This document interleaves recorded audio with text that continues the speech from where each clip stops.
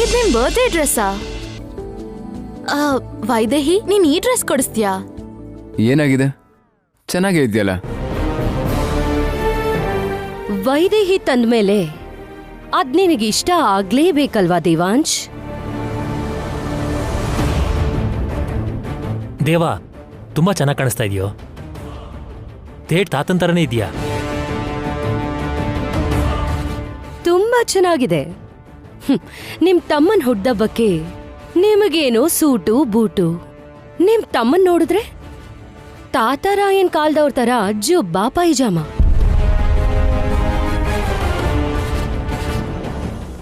ನನ್ ಕೈಲ್ ನೋಡಕ್ ಆಗ್ತಿಲ್ಲ ಬಾವಾ. ಎಷ್ಟು ಮಾಡ್ರನ್ ಆಗಿರೋ ನೀನು. ಇಂಥ ಬಟ್ಟೆ ಹಾಕ್ಸಿ ಇವಳು ನಿಮ್ ಸ್ಟೈಲ್ ಎಲ್ಲ ಹಾಳ್ ಮಾಡ್ಬಿಟ್ಲು. ಅತ್ತೆ, ನೀವ್ ಹೇಳಿ, ನಿಮ್ಗಿದ್ ಇಷ್ಟ ಆಯ್ತಾ?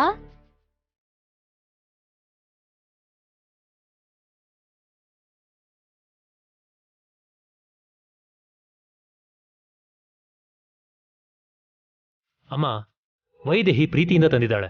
ಆ ಪ್ರೀತಿ ನೋಡ್ಬೇಕೆ ಹೊರತು ತಂದಿರೋ ಬಟ್ಟೆ ನೋಡ್ತಾರಾ?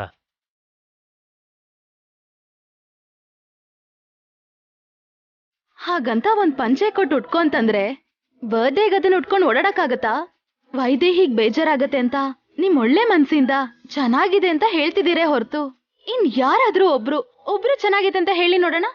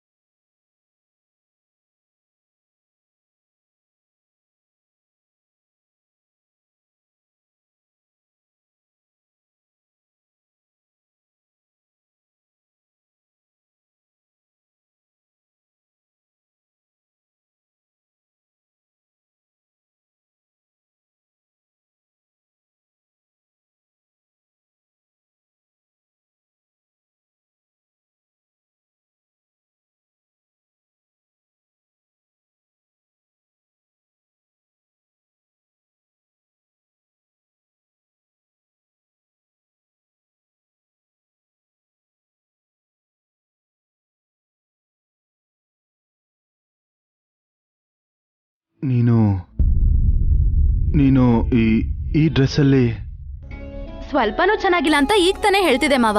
ಚೆನ್ನಾಗಿದ್ಯಾ? ನೀವೇ ಹೇಳಿ. ಚೆನ್ನಾಗಿದೆಯಾ ಅಂತ ಕೇಳ್ತಿದ್ಯಲ್ಲಮ್ಮ.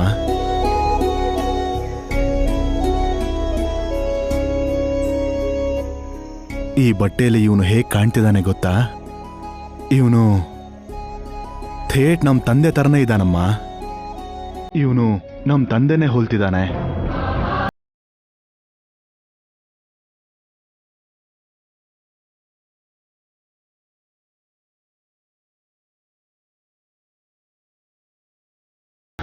ಈ ಬಟ್ಟೆಯಲ್ಲಿ ಅಚ್ಚ ಹಾಕಿರೋ ತರ ಹಾಗೆ ಕಾಣ್ತಿದ್ದಾನೆ.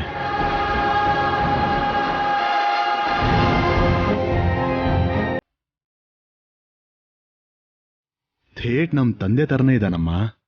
ಈ ಗತ್ತು, ಗಾಂಭೀರ್ಯ, ಈ ರಾಜ ಠೀವಿ ಎಲ್ಲ ನಮ್ಮ ತಂದೆ ಹಾಗೇನೆ.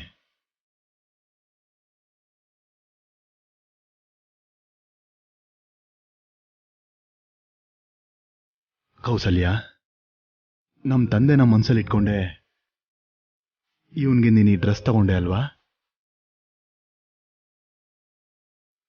ಅಪ್ಪ, ಆ ಡ್ರೆಸ್ ತಗೊಂಡು ಬಂದಿದ್ದು ವೈದೇಹಿ, ಅಮ್ಮ ಅಲ್ಲ.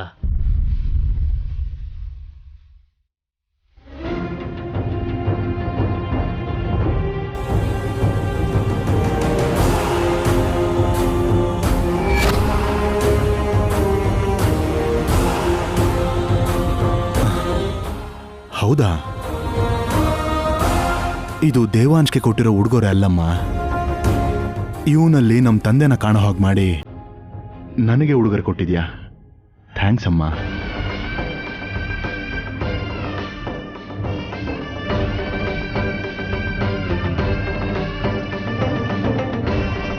ಸುಖವಾಗಿರಿ.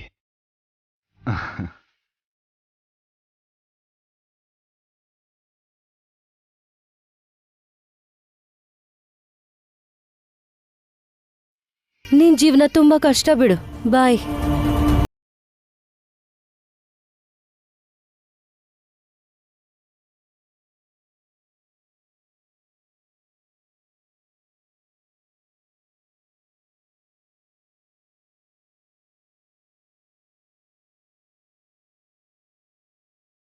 ಇವಳಿಗೆಲ್ರ ಮುಂದೆ ಅವಮಾನ ಆಗ್ಲಿ ಅಂತ ನಾನು ಈ ತರ ಪ್ಲಾನ್ ಮಾಡಿದ್ರೆ ಕೊನೆಗೆ ನನ್ನ ಪ್ಲಾನ್ ಎಲ್ಲ ಮತ್ತೆ ಫ್ಲಾಪ್ ಆಯ್ತು. ಶ್ರವಂತಿ,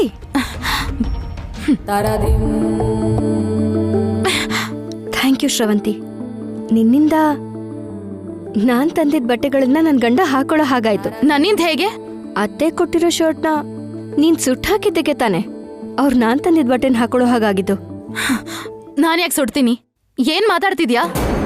ನನಗ್ ಗೊತ್ತು ಶ್ರವಂತಿ, ನನಗ್ ಗೊತ್ತು. ಊರ್ಮಿಳಾ ಅಕ್ಕ ಹೇಳ್ದ ಹಾಗೆ ಅಗರಬತ್ತಿ ಬಿದ್ದಿದ್ರೆ ಒಂದ್ ಕಡೆನೇ ಸುಡ್ಬೇಕು. ಅದು ಶರ್ಟ್ ಮೇಲೆ ಸುಡ್ಬೇಕಿತ್ತು. ಆದ್ರೆ ಒಳಗಡೆ ಎಲ್ಲಾ ಕಡೆ ಸುಟ್ಟಿದೆ ಅಂದ್ರೆ ಅದ್ಯಾರೋ ಬೇಕು ಅಂತಾನೆ ಮಾಡಿರ್ಬೇಕು. ಒಂದು ನಾನು, ಇಲ್ಲ ಅಂದ್ರೆ ನೀನು. ನಾನಲ್ದೇ ಇರೋದ್ರಿಂದ ಖಂಡಿತವಾಗ್ಲೂ ನೀನೆ. ಪಾಪ, ಬಟ್ಟೆ ಸುಟ್ಟು ಹಾಕಿ ನನ್ನ ಬೈಸೋಣ ಅನ್ಕೊಂಡಿದ್ದೆ ಅಲ್ವಾ? ಆದ್ರೆ ನೀನ್ ಅನ್ಕೊಂಡಿದ್ ನಡೀಲೇ ಇಲ್ಲ. ಅವರು ನನಗೆ ಗಂಡ, ನನಗ್ ಮಾತ್ರನೇ ಹಕ್ಕಿರೋದು. ಅದಕ್ಕೆ ದೇವ್ರು ಎಲ್ಲ ನನಗ್ ಬೇಕಾಗಿರೋ ಹಾಗೆ ಮಾಡಿದ್ದಾರೆ. ಇನ್ ಮುಂದೆ ನೀನ್ ಏನೇ ಮಾಡಿದ್ರು ಅದ್ರಿಂದ ನನಗೆ ಒಳ್ಳೇದು. ನೆನಪಿಟ್ಕೊ.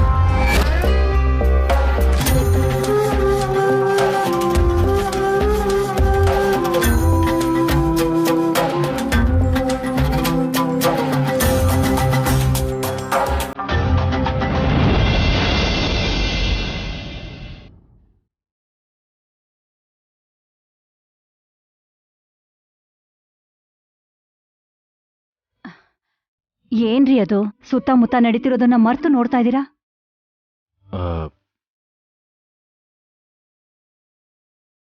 ನೋಡು,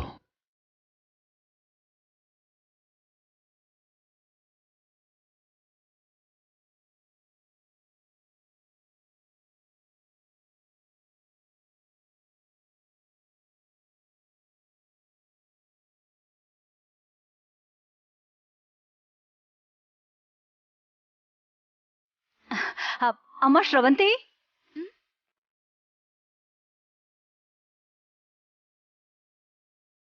ಇಲ್ ಬಾಮ್ಮ.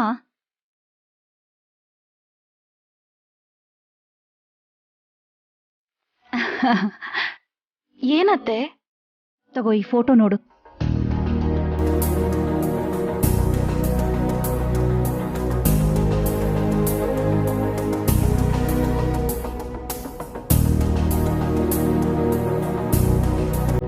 ಮಗು ತುಂಬಾ ಚೆನ್ನಾಗಿದೆ. ಯಾರತ್ತೆ?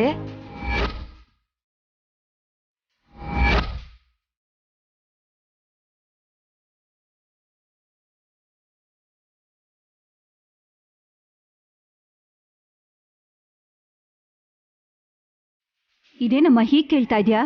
ನಿನ್ ಫೋಟೋನ ನೀನ್ ಗುರ್ತಿಡಿಲಿಲ್ವಾ?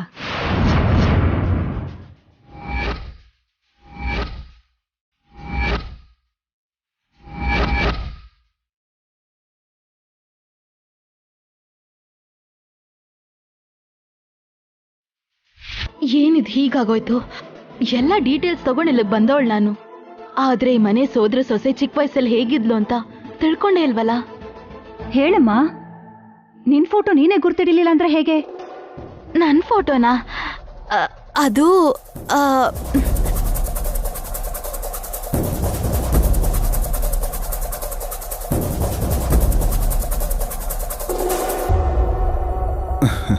ಕಷ್ಟ ಬಿಡಮ್ಮ, ಗುರ್ತು ಹಿಡಿಯೋಕ್ಕಾಗಲ್ಲ.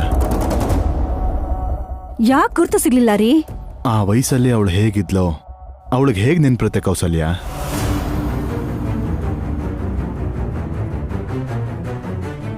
ಬೆಳೆದು ದೊಡ್ಡೋಳಾಗುವಾಗ ಈ ಫೋಟೋನೇನಾದ್ರೂ ನೋಡಿದ್ರೆ ಓಹೋ ಚಿಕ್ಕ ವಯಸ್ಸಿನಲ್ಲಿ ನಾನು ಹೀಗಿದ್ನ ಅಂತ ನೆನ್ಪಿಟ್ಕೊಳ್ತಾ ಇದ್ಲು.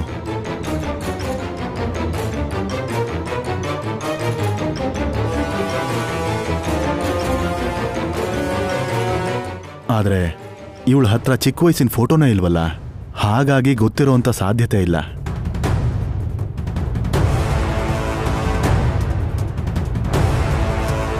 ಹೌದು ಮಾವ, ನೀವ್ ಕರೆಕ್ಟಾಗಿ ಹೇಳಿದ್ರಿ. ಅಮ್ಮನ ಹತ್ರ ಕೂಡ ನಾನ್ ಚಿಕ್ಕ ವಯಸ್ಸಿನ ಫೋಟೋ ಇರ್ಲಿಲ್ಲ ಅನ್ಸುತ್ತೆ. ಯಾವತ್ತೂ ತೋರಿಸ್ಲಿಲ್ಲ.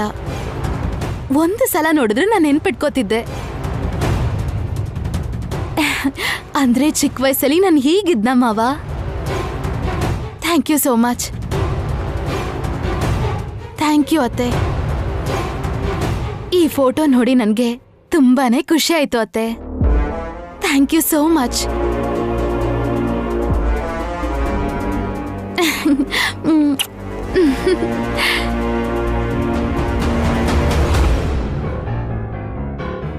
ಅಬ್ಬಾ, ಇನ್ನೇನ್ ಸಿಕ್ಕಾಕೊಂಡೆ ಅಂತ ಅನ್ಕೊಂಡೆ. ಆದ್ರೆ ಹೇಗೋ ಬಚಾವಾಗ್ ಹೋದೆ. ನಾನೇ ಇವ್ರ ಸೋದ್ರ ಸೊಸೆ ಅಂತ ನಂಬಿರೋದ್ರಿಂದ ನಾನು ಈ ಥರ ಚಿಕ್ಕ ಚಿಕ್ಕ ತಪ್ಪು ಮಾಡಿದ್ರು ಅವ್ರ ತಲೆಗೆ ಹಾಕೋತಿಲ್ಲ. ನಿಮ್ಗಳಿಂದ ಹುಷಾರಾಗಿರ್ಬೇಕು. ನೀನ್ ಬಂದಾಗಿಂದ ಒಂದು ವಿಷಯ ಕೇಳಬೇಕು ಅಂದ್ಕೊಂಡಿದ್ದೆ, ಮರ್ತು ಹೋಗ್ತಿದ್ದೆ ಅಮ್ಮ. ಈ ಫೋಟೋ ನೋಡಿದ್ಯಾ? ಕುತ್ತಿಗೆಯಲ್ಲಿ ಆ ಹಾರ ನೋಡು. ನಿನಗೆ ತೊಟ್ಲು ಶಾಸ್ತ್ರ ಮಾಡಿಸೋವಾಗ ನಿನಗೆ ಅಂತ ವಿಶೇಷವಾಗಿ ಮಾಡಿಸಿದ್ದೆ. ಆ ಸರ ಎಷ್ಟು ಬೆಲೆ ಬಾಳುತ್ತೋ ಅದ್ರ ಸುತ್ತ ಇದ್ದ ನೆನಪುಗಳು ಅದಕ್ಕಿಂತ ಜಾಸ್ತಿ ಬೆಲೆ ಬಾಳೋವಂಥದ್ದು. ಈಗ ಆ ಸರ ಎಲ್ಲಿದೆಯಮ್ಮ?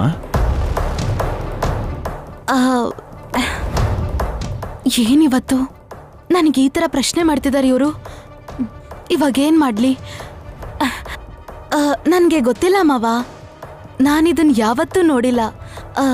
ಮೋಸ್ಟ್ಲಿ ಅಮ್ಮನ ಹತ್ರನೇ ಇರ್ಬೇಕೇನೋ. ಇದನ್ನ ನಿನ್ನ ಕುತ್ತಿಗೆಗೆ ಹಾಕಿದ ನೆನಪು ಇನ್ನೂ ಹಾಗೆ ಇದೆಯಮ್ಮ. ಆ ಸರನ ಒಂದ್ಸರಿನಾದ್ರೂ ನೋಡ್ಬೇಕು ಅನ್ಸ್ತಿದೆ. ಎಲ್ಲಿದೆಯೋ ಏನೋ.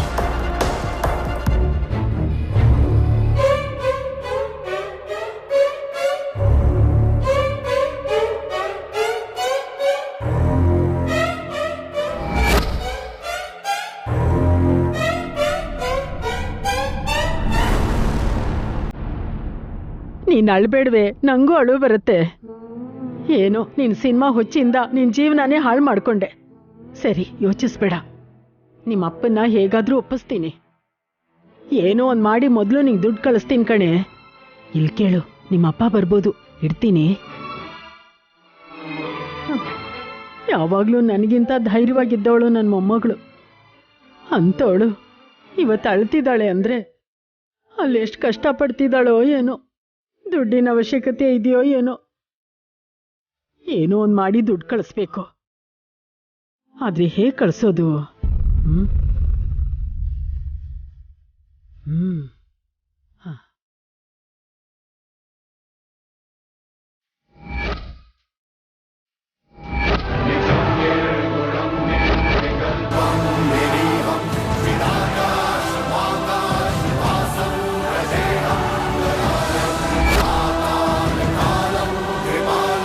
ವೈದೇಹಿ ಸಿಕ್ಕಾಗ ಅವಳು ಕುತ್ತಿಗೆಯಲ್ಲಿತ್ತಿದ್ದು. ಹೇಗೋ ಅವಳಿಗೆ ವಾಪಸ್ ಕೊಡ್ಬೇಕಾಗಿಲ್ಲ. ಇದನ್ ಮನೇಲಿ ಇಟ್ಕೊಂಡು ಏನ್ ಮಾಡೋದು?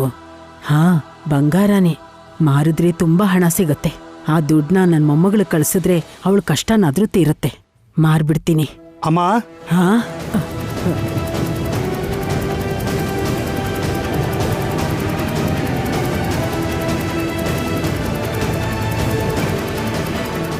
ಅಮ್ಮ. ಹೇಳು. ಅಮ್ಮ, ರೆಡಿ ಆಗಿದ್ಯಲ್ವಾ? ಈಗ ಹೊರಡೋಣವಾ? ಎಲ್ಲಿಗೋ? ನಾನು ಹೇಳಿದ್ನಲ್ಲಮ್ಮ, ಇವತ್ತು ಅಳಿಯಂದ್ರು ಹುಟ್ಟದಬ್ಬ. ಬೀಗರ ಮನೇಲಿ ಫಂಕ್ಷನ್ ಮಾಡ್ತಾ ಇದ್ದಾರೆ. ಎಲ್ಲರನ್ನೂ ಬರಕ್ಕೆ ಹೇಳಿದ್ದಾರೆ. ಎಲ್ರು ಯಾಕೋ? ನಾನ್ ಬರೋದಿಲ್ಲ, ನೀವು ಹೋಗ್ಬಿಟ್ ಬನ್ನಿ. ಅದೇನತ್ತೆ, ಮನೆಗೆ ದೊಡ್ಡೋರ್ ನೀವು, ನೀವೇ ಬಂದಿಲ್ಲ ಅಂದ್ರೆ ಹೇಗೆ? ಅಣ್ಣ ಅತ್ಗೆ ಇಬ್ರು ಫೋನ್ ಮಾಡಿ ನಿಮ್ಮನ್ನ ಕರ್ಕೊಂಡ್ ಬರಕ್ ಹೇಳಿದ್ದಾರೆ. ಏನೋ ಬಾಯಿ ಮಾತಿಗೆ ಹೇಳಿರ್ತಾರೆ. ಅಷ್ಟಕ್ಕೆ ಮನೆಯವರೆಲ್ಲ ಹೋದ್ರೆ ಹೇಗೆ?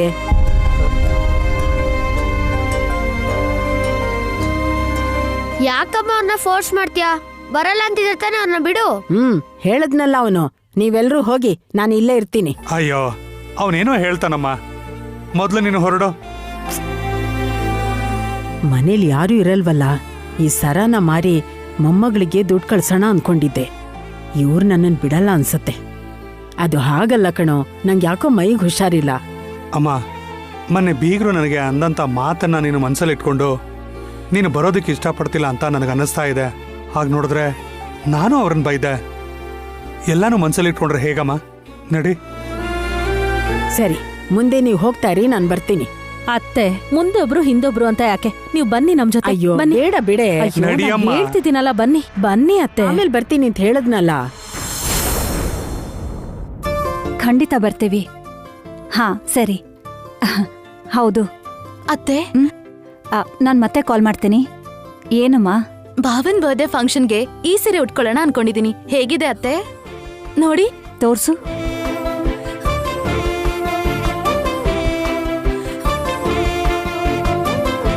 ತುಂಬಾ ಚೆನ್ನಾಗಿದ್ಯಮ್ಮ. ಇದಕ್ಕೆ ಒಡವೆಗಳು? ಒಡವೆ ಏನ್ ಬೇಡ ಅತ್ತೆ, ಹೀಗ್ ಸಿಂಪಲ್ ಆಗಿರೋದೇ ನನ್ಗಿಷ್ಟ. ಏನಮ್ಮ ನೀನು? ಫಂಕ್ಷನ್ ಅಲ್ಲಿ ಬರೀ ಸೀರೆ ಉಟ್ಕೊಂಡು ಸಿಂಪಲ್ ಆಗಿದ್ರೆ ಏನ್ ಚೆನ್ನಾಗಿರತ್ತೆ? ಒಡವೆನೂ ಹಾಕೋಬೇಕಲ್ವಾ? ಯಾಕ್ ಬಿಡಿ ಅತ್ತೆ. ಯಾಕೆ ಅಂದ್ರೆ ಏನಮ್ಮ, ನಿನಗೇನೋ ಚೆನ್ನಾಗಿರತ್ತೆ. ಆದ್ರೆ ದೇವಾಂಶ ಹೆಂಡ್ತಿಯಾಗಿ, ಈ ಮನೆ ಸೊಸೆಯಾಗಿ ಬರೋರೆಲ್ರಿಗೂ ನೀನು ಸ್ಪೆಷಲ್ ಆಗಿ ಕಾಣಿಸ್ಬೇಕಲ್ವಾ?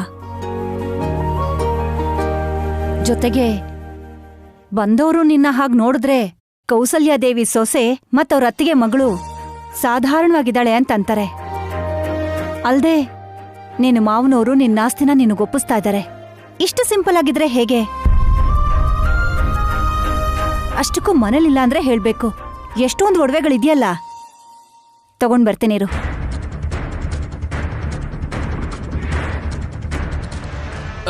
ಅಮ್ಮರೇ, ಇದೇನಮ್ಮರೇ ನೀವು ತಗೊಂಡು ಹೋಗ್ತಿದ್ದೀರಾ? ಇದನ್ನ ನಾನು ತಗೊಂಡು ಬರ್ತೀನಿ ಕೊಡಿ. ಅಮ್ಮರೇ, ಈ ಒಡವೆ ಎಲ್ಲ ಚಿಕ್ಕಮ್ಮವ್ರಿಗೆ ತಾನೆ? ಹೌದು ಕಣೋ. ಹಾ. ಏಯ್, ಆ ಕಡೆ ಎಲ್ಲಿಗೆ? ವೈದೇಹಿ ಅಮ್ಮವ್ರು ಕೊಡಕ್ ಹೋಗ್ತಾ ಇದ್ದೀನಿ. ಅವಳು ಕೊಡ್ಬೇಕಾಗಿರೋ ಒಡವೆಗಳನ್ನ ಯಾವತ್ತೋ ಕೊಟ್ಟಾಗಿದೆ. ಅಂದ್ರೆ ಇದು ನನ್ನ ಸೊಸೆಗೆ, ಸೋದ್ರ ಸೊಸೆಗೆ. ನನ್ ಹಿಂದೆ ಬಾ.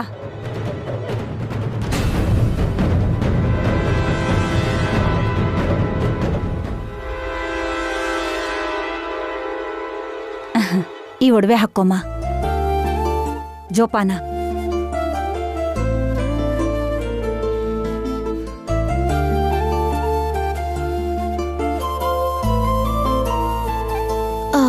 ಇಷ್ಟೊಡವೆ ಯಾಕತ್ತೆ?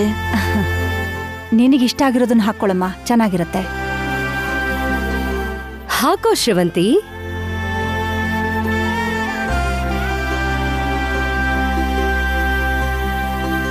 ಅತ್ತೆ ನಿನಗಷ್ಟು ಪ್ರೀತಿಯಿಂದ ಕೊಡ್ತಿದ್ರೆ ಬೇಡ ಅಂತಿದ್ಯಲ್ಲ. ಸೊಸೆಯರಿಗೆ ಅತ್ತೆ ಪ್ರೀತಿ ಸಿಗೋದು ತುಂಬಾ ಅಪರೂಪ. ಬೇಡ ಅನ್ಬೇಡ. ಶ್ರವಂತಿ ಕೇವಲ ನನ್ ಸೊಸೆ ಮಾತ್ರ ಅಲ್ಲ ಊರ್ಮಿಳಾ, ಸೋದ್ರ ಸೊಸೆ. ಸೊಸೆಂದಿರ್ಗಿಂತ ಜಾಸ್ತಿ ಸೋದ್ರ ಸೊಸೆ ಮೇಲೆ ಹೆಚ್ಚಿನ ಜವಾಬ್ದಾರಿ ಇರಬೇಕು, ಇರತ್ತೆ. ಹಾಗೆ ಸೊಸೆಂದ್ರಿಗಿಂತ ಜಾಸ್ತಿ ಈ ಸೋದ್ರ ಸೊಸೆಗೆ ನನ್ನ ಮೇಲೆ ಹಕ್ಕು ಜಾಸ್ತಿ ಇದೆ. ಅದಕ್ಕೆ ನಾನು ಒಡವೆ ಕೊಡ್ತಾ ಇದ್ದೀನಿ.